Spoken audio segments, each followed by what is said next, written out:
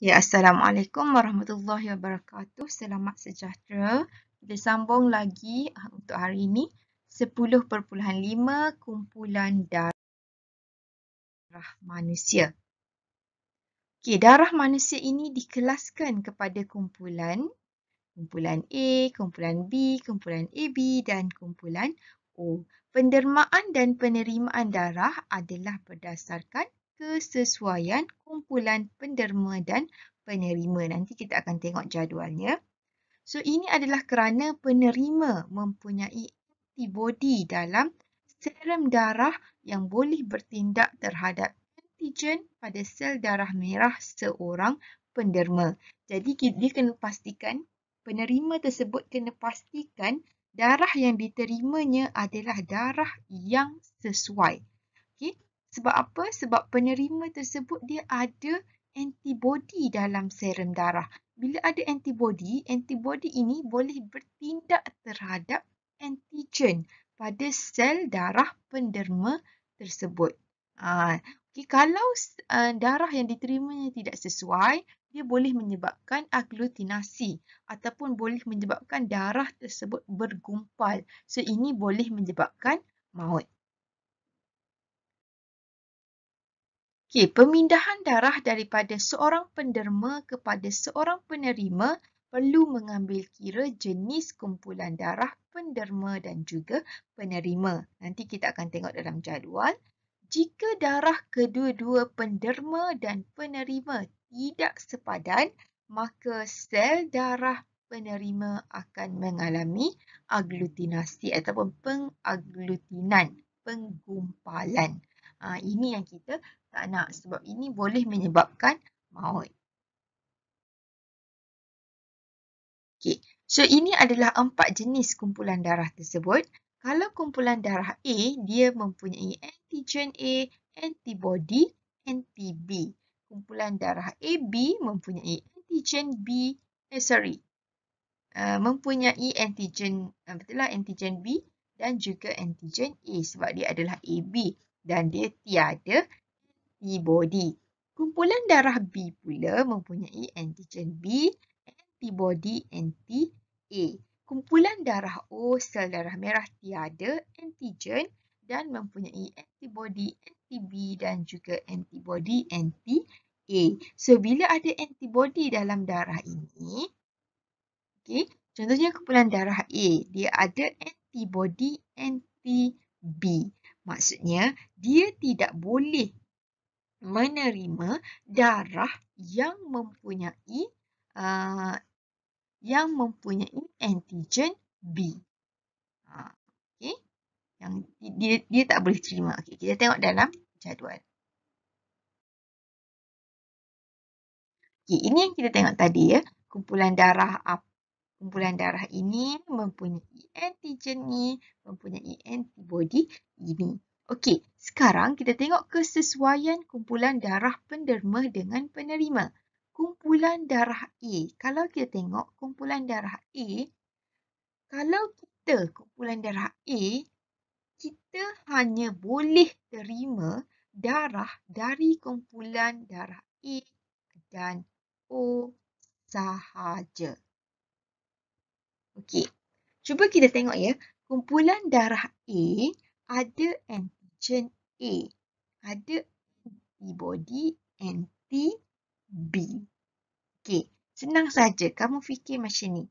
Bila dia ada anti-B, antibody anti-B, bermaksud dia tak boleh terima darah yang mempunyai antigen B.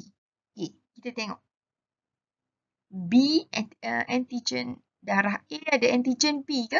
Tak ada antigen B. So, bila tak ada antigen B, dia boleh terima.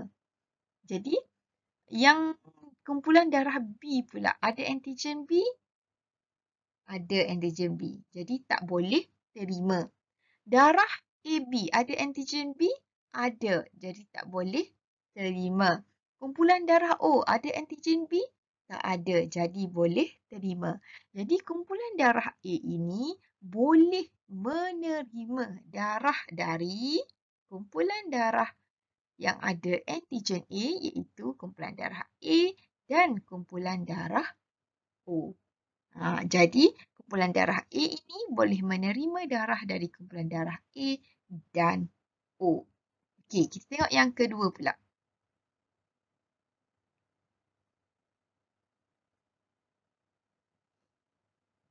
Okey, yang kedua pula kumpulan darah B. Okey, kumpulan darah B ada antigen B, ada anti-A.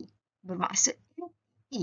Bila ada antigen A, dia tak boleh terima. Okey. Sekarang kita tengok kumpulan darah A. Kumpulan darah A ada antigen A, ada antigen A. Jadi boleh terima ke tak? Tak boleh. Kan kita cakap tadi, ada anti-A, maksudnya kalau ada antigen A, dia tak boleh terima. Okey, kumpulan darah B pula, ada antigen A?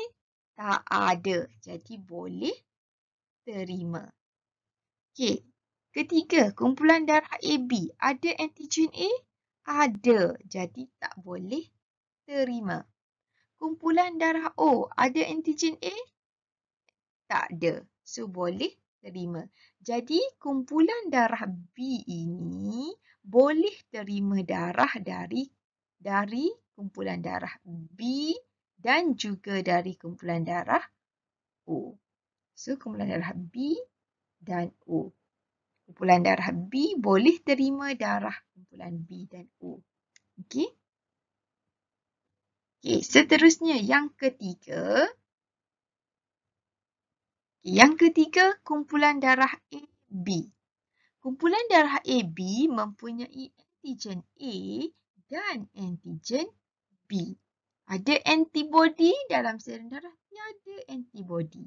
Okey, bila tiada antibodi, maksudnya dia anti kepada antigen A, tak anti juga kepada antigen B. Dia tak anti kepada mana-mana. Bermaksud dia boleh terima semua di kumpulan darah. So, jadi dia boleh terima kumpulan darah A, kumpulan darah B, kumpulan darah AB, kumpulan darah O. So, orang yang mempunyai kumpulan darah AB ini, dia boleh terima semua jenis darah. Okey. Yang terakhir, kita tengok pula kumpulan darah O. Kumpulan darah O tiada antigen, tapi dia ada antibodi anti-A dan juga anti-B. Memanglah kalau dia tiada antigen, maksudnya dia ada antibodi anti-A dan anti-B. Anti-A dan anti-B. Kalau ada antigen A, ada antigen B, dia tak boleh terima. So, kita tengok semua ini ada antigen A dan antigen B. Jadi, orang yang kumpulan darah O tak boleh terima kumpulan darah A, B dan AB. Dia tak boleh terima. Dia hanya boleh terima kumpulan darah O sahaja. Okey. So, ini adalah yang boleh terima. Okey, ini adalah sebaliknya lah. Yang derma ini sebaliknya. So, kita tengoklah kumpulan darah A. So, siapa yang terima kumpulan darah A? Siapa yang terima? Ini dan ini. So, maksudnya dia terima kumpulan darah A dan AB sahaja. Kumpulan darah B pula boleh menderma kepada B dan AB. Kumpulan darah AB boleh derma kepada kumpulan darah AB sahaja. Kumpulan darah O pula boleh derma kepada semua orang. Okay, semua jenis darah. Jadi itulah yang dikatakan bahawa kumpulan darah O ini dia boleh derma kepada semua orang. Semua kumpulan darah. Jadi kumpulan darah O ini dikatakan penderma universal. Okey, manakala kumpulan darah AB pula, kumpulan darah AB dia boleh terima semua jenis darah. Jadi kumpulan darah AB ini dikatakan sebagai penerima universal. Macam tu. Okey. Next, sekarang kita tengok pula faktor rhesus. Okey, rhesus. Kalau kita tengok bila ada ujian darah, kumpulan darah, ada kumpulan darah A, dia akan buat darah A positif. Maksud yang kat belakang positif itu adalah rhesus, faktor rhesus. Okey. Rhesus adalah sejenis antigen yang terdapat pada permukaan sel darah merah. Okey. Rhesus ini adalah antigen yang terdapat pada permukaan sel darah merah. So, sel darah merah, individu yang mengandungi faktor rhesus atau antigen D dikenali sebagai rhesus positif. Kalau seseorang itu positif, maksudnya faktor rhesus positif, bermaksud dia mengandungi faktor rhesus. Kalau dia tak ada faktor rhesus, dia akan jadi rhesus negatif. Okay, contohnya macam ni, tengok gambar. Rhesus positif, okay, kamu nampak yang warna purple ni kat luar ni, ini adalah antigen. Okay, antigen D. Untuk rhesus negatif ini, dia ada antigen kat luar ni, tak ada. So, bila tak ada faktor rhesus, tak ada antigen D, bermaksud dia adalah rhesus negatif. Kalau dia ada faktor rhesus, ia adalah rhesus positif. So, ingat yang tu. Individu yang tidak mempunyai faktor rhesus dikenali sebagai rhesus negatif. Okey. Sekiranya selain daripada kumpulan darah tadi, yang diambil kira dalam menderma dan menerima darah adalah faktor rhesus juga. Sekiranya darah rhesus positif, penderma bercampur dengan darah penerima yang rhesus negatif, darah penerima tersebut akan bertindak balas dengan menghasilkan antibodi rhesus atau antibodi anti-D. Sebab tu kena pastikan rhesus penderma dan penerima adalah sama. Okay? Kalau tak sama nanti dia akan bertindak balas. Jadi apabila penerima menerima satu lagi dos darah rhesus positif, antibodi rhesus akan menyebabkan pengaglutinan iaitu pada sel darah penderma, iaitu sel darah penderma tersebut akan bergumpal disebabkan penerima itu rhesus negatif, penderma rhesus positif. So dia tak boleh, dia mestilah sama. Okey. So, keadaan ini boleh membawa mautlah kepada penerima sebab berlakunya pengaglutinan ataupun penggumpalan. Okey. Sekarang kita tengok situasi untuk faktor rhesus dan kehamilan. Ini apa yang akan terjadi. Okay, ini untuk kes kehamilan. Biasanya masalah ini akan timbul apabila seorang ibu rhesus negatif, ibu rhesus negatif berkahwin dengan seorang ayah rhesus positif. Dan bila ibu dan ayah ini berbeza rhesus, anak pun mungkin boleh jadi positif ataupun negatif rhesus. Okey. Kalau ibu negatif, ayah positif, mendapat anak mengandung fetus yang rhesus positif. Dalam ibu ni negatif kan? Kemudian dalam fetus itu positif. Okey, sekarang kita tengok apa akan jadi. Dalam bulan terakhir kehamilan, awal-awal kehamilan tak ada masalah. Bila di akhir kehamilan, sebab darah tak bercampur, tapi di akhir kehamilan, serpihan sel darah fetus yang ada antigen D, sebab dia positif kan, fetus positif, so fetus positif bermaksud dia ada rhesus. So bila dia ada rhesus bermaksud dia ada antigen D. Okey, so serpihan sel darah fetus yang mengandungi antigen D ini, dia akan merentasi plasenta masuk ke dalam sistem peredaran darah ibu. So dia akan masuk ke dalam sistem peredaran darah ibu. So apa akan jadi? Akibatnya, sel darah putih, bila dalam ibu ada positif tadi sebab daripada daripada fetus, sel darah putih dalam darah ibu dia akan bertindak balas sebab dia kenal pasti ada faktor luar yang masuk. Jadi badan ibu tak pernah tengok reses positif ini sebab dia adalah reses negatif. Okay?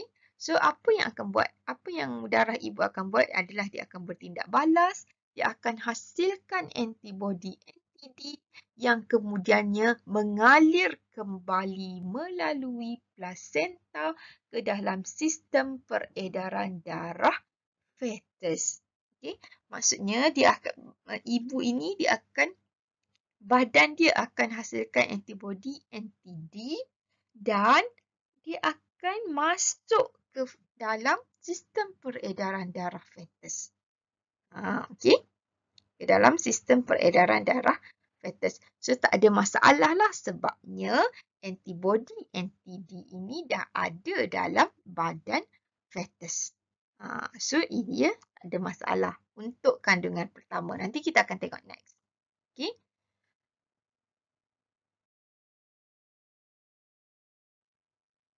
Jadi antibody tersebut boleh memusnahkan sel darah merah bayi yang reses positif sebelum atau sejurus selepas kehamilan.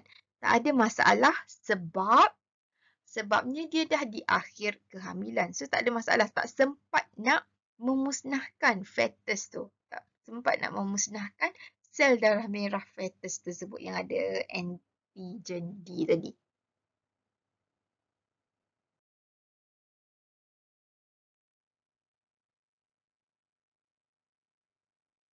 Okay. Namun begitu, kepekatan antibody yang terhasil tidak mencukupi untuk memberi kesan kepada anak pertama. Sebab tu cikgu cakap tadi, untuk anak yang pertama dia tak ada masalah. Anak yang pertama akan selamat. Sebab apa? Sebab dah di akhir kehamilan. Jadi tak cukup kepekatan antibody tersebut untuk nak beri kesan kepada anak pertama. Tetapi antibody anti-D ini dia akan kekal dalam sistem peredaran darah ibu. Dia akan kekal. Walaupun dah bersalin, fetus dah tak ada dalam kandungan, dah tak ada fetus sebab dah bersalin.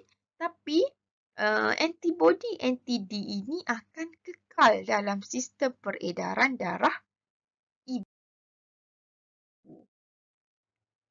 Dia akan kekal. Okay. Masalah timbul jika anak kedua juga merupakan reses positif. Kata dia pregnant anak kedua yang juga reses positif. Tapi dalam badan ibu ini sudah ada antibody anti-D. Jadi antibody anti-D ini bila dia kenal pasti adanya reses positif dekat fetus ini, dia akan menyerang. Okay? Dia akan merentasi plasenta, dia akan menyerang fetus. Dia akan memusnahkan sel darah fetus seawal kehamilan. Kalau yang anak first tadi, sebab dalam darah ibu tak ada yang positif ni. Tak ada yang antibody anti-D ini. Tak ada. Bila tak ada, dia tak akan menyeranglah sel darah merah fetus.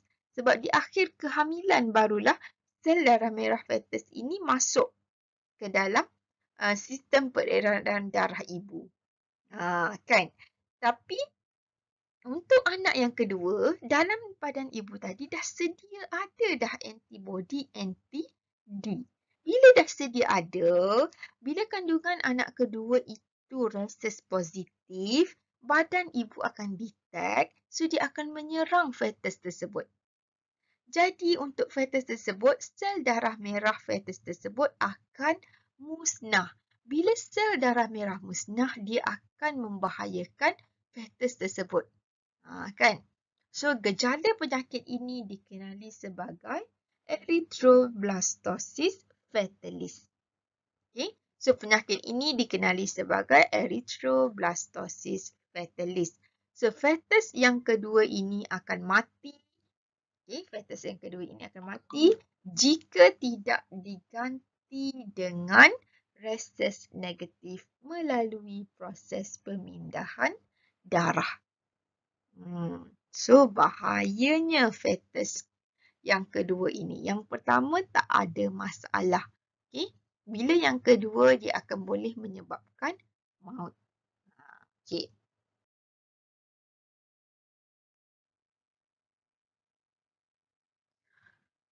Dalam keadaan yang tidak serius, bayi mungkin mengidap anemia atau kecacatan akal. Tapi sebenarnya kesan yang sangat serius lah ya.